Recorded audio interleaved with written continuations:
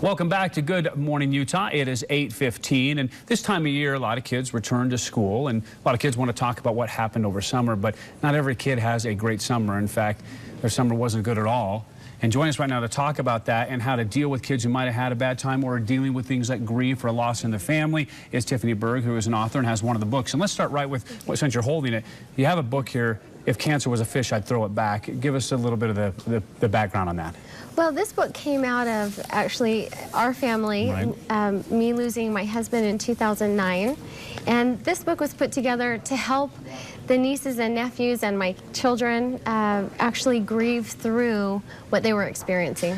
We probably miss that a lot. I mean, children, because they are in, especially in this area, church and school.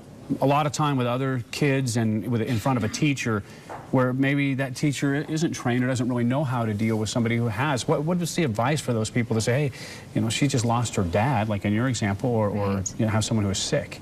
Well, one of the things I like to share with other parents, having gone through it and now getting some training in caring for end-of-life issues, is really understanding that the children are not really there emotionally. It's like having too many computer programs open at one time. And so they're really not present because they've got so much going on emotionally. Right. So even if they're trying to have rational thoughts, it gets, as people sometimes get overwhelmed with emotion when they're even speaking and they lose thought what they're doing.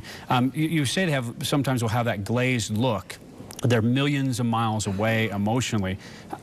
I know that in asking this, you could probably help some of people. How did you deal with that with your children then? Well, one of the things that I really tried to look at was, you know, they were still at the graveside. They were, even though their bodies were there, they could not be present. And I was going through the same things.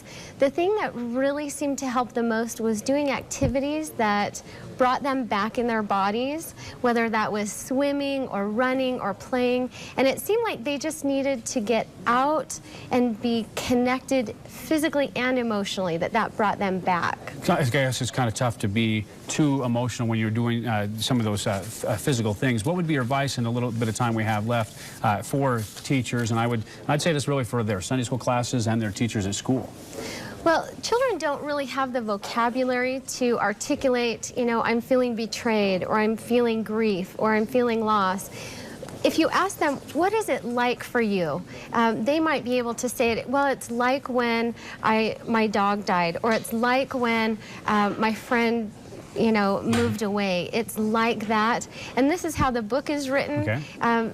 Giving them some parallels so that they can articulate it that way. You know, what is it like for you? Tell me about that. Well, some great information from Tiffany. Again, if you want to know more, get access to her book, here's her website right here, tiffanyberg.com. You see it there on the monitor, real easy to find. Thank you for sharing the information. Of course, we're deeply sorry for your own loss, but hopefully people will be able to learn from it. Thank you.